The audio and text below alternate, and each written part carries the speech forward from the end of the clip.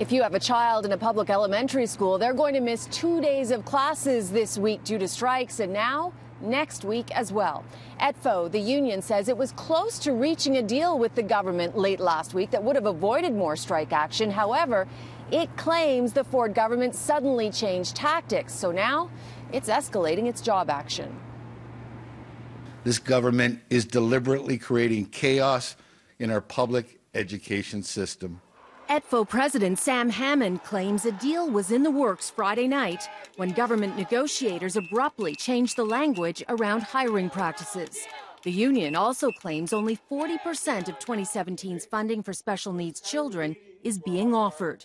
Not so, says the government. We have been negotiating in good faith all along.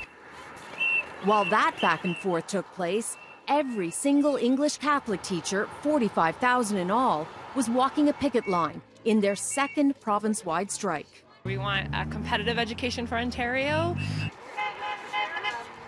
Public high school teachers in 10 boards, including York Region, were also striking today. And public elementary teachers will hold a province-wide strike Thursday and rotating strikes at every board. So the youngest students will lose 2 days of school this week and next week as well. Against this backdrop of unrest, the NDP had a message for the Premier: fire the Education Minister.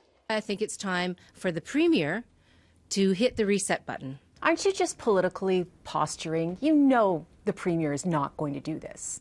Well, I would urge the Premier to do something exactly like this. It only took a minute for the Premier's office to respond with a curt, "We will not be replacing Minister Lecce." As for talks, no negotiations are scheduled with public high school or elementary teachers. OECTA, the English Catholic Teachers Union, had a day of talks yesterday, but we were at the table yesterday. We weren't able to make progress. Our hope is that the mediator is in contact soon and we're able to get back with more dates, because frankly, that's where we'd much rather be. Now, ETFO will announce tomorrow what days it will be striking next week, and just how long will the Ford government allow the union to have children lose 2 days of school a week? Probably not that long. In fact, on the weekend, Premier Doug Ford said he was losing patience with the unions. However, to enact back-to-work legislation, the government would have to prove the school year is in jeopardy. ETFO today insisted it is not.